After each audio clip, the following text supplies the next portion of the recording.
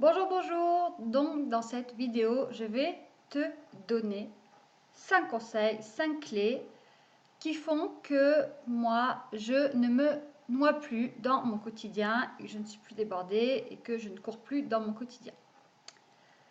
Le premier conseil, la première clé, c'est de mettre de la clarté dans ce que tu veux. De poser un objectif ou une intention. Ça, je t'en ai déjà parlé en tout début de formation.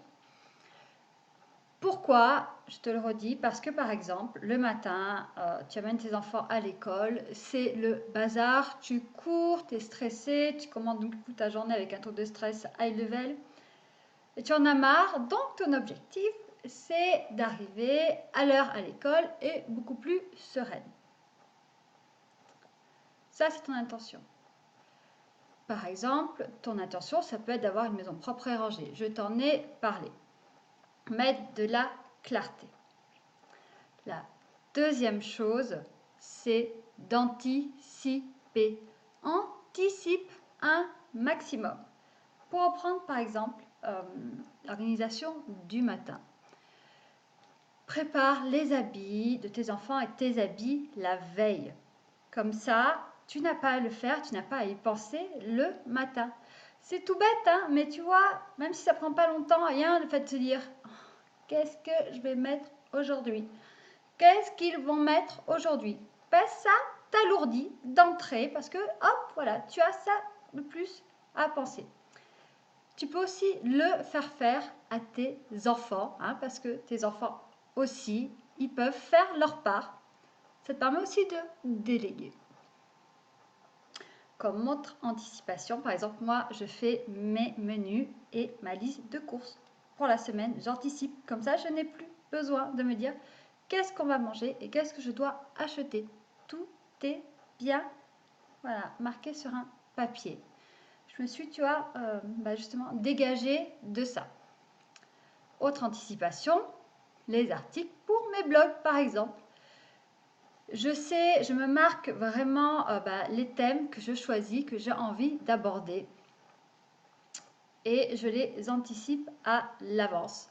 Comme ça, ça me donne des idées. Même s'il y en a qui viennent, qui se rajoutent, au moins j'ai ces thèmes-là. Et je peux donc les travailler sur une journée particulière. Je reviens donc au troisième point. Planifier. Planifier un max ce qu'on peut planifier. Donc on t'a donné déjà dans la formation plein d'outils. Tu as le bullet journal, Cabonflow, les fameux post-it, Google Agenda, bref, planifie. Par exemple, moi j'ai planifié mes menus le dimanche soir. Menu et liste des courses le dimanche soir. Je planifie aussi de faire mes courses le lundi. Je planifie une journée en fonction, c'est pas la même chaque semaine, ça dépend des rendez-vous que j'ai, pour bloguer ou pour m'occuper de mon site. Je planifie mes interviews. Tu vois, j'ai planifié tous mes soins collectifs. Ils sont planifiés jusqu'au mois d'août. Planifie un max, mais sans non plus rentrer dans la rigidité. C'est-à-dire, sois flexible aussi. Le quatrième point, c'est tu te crées des routines.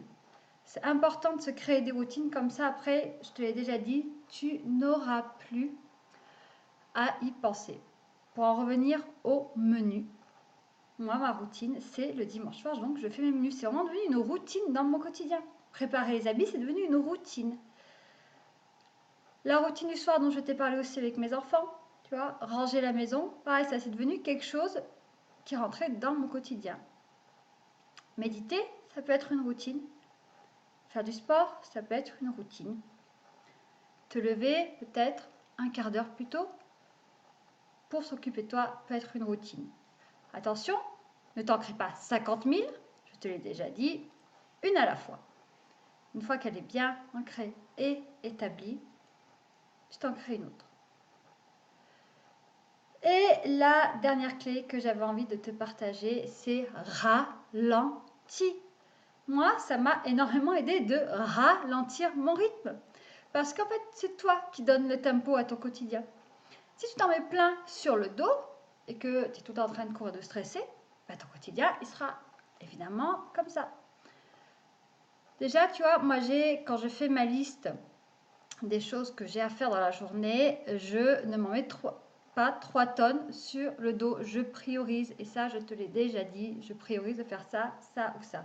J'ai accepté que je ne pouvais pas tout faire. En tout cas, j'ai choisi d'être plus cool, d'être justement, de ralentir mon rythme, mais ça implique de faire moins de choses. Mais je me sens beaucoup, beaucoup mieux. Ce qui m'aide aussi à ralentir mon rythme, c'est prendre conscience de ma respiration et surtout de marcher en conscience. Quand tu amènes tes enfants à l'école, sens ton pied par terre quand tu poses, d'accord? Prends le temps de sentir tes pieds par terre et prends le temps de poser ton pied. Ça peut paraître bizarre, te dire, mais Delphine, quel rapport? Mais tu verras, quand tu fais ça, tu ralentis à l'intérieur. Tu n'es plus en train de penser, ah mon Dieu, évidemment, à l'école, là, il faut que je fasse ça, il faut que je fasse ça, je fais ça. Non, tu es dans tes pieds et tu poses ton pied et automatiquement, tu ralentis ton rythme intérieur. Tu ralentis ton rythme de pensée. Donc, tout ça, tu vois, tout ce package, on fait que moi, au jour d'aujourd'hui, ben, je me sens zen, que je cours plus, et que bah, j'ai un quotidien quand même assez épanouissant. Si tu enlèves mes enfants qui passent leur temps à se battre et un peu le manque de sommeil. Mais ça, c'est une autre histoire. Je te dis donc à bientôt. Ciao, ciao.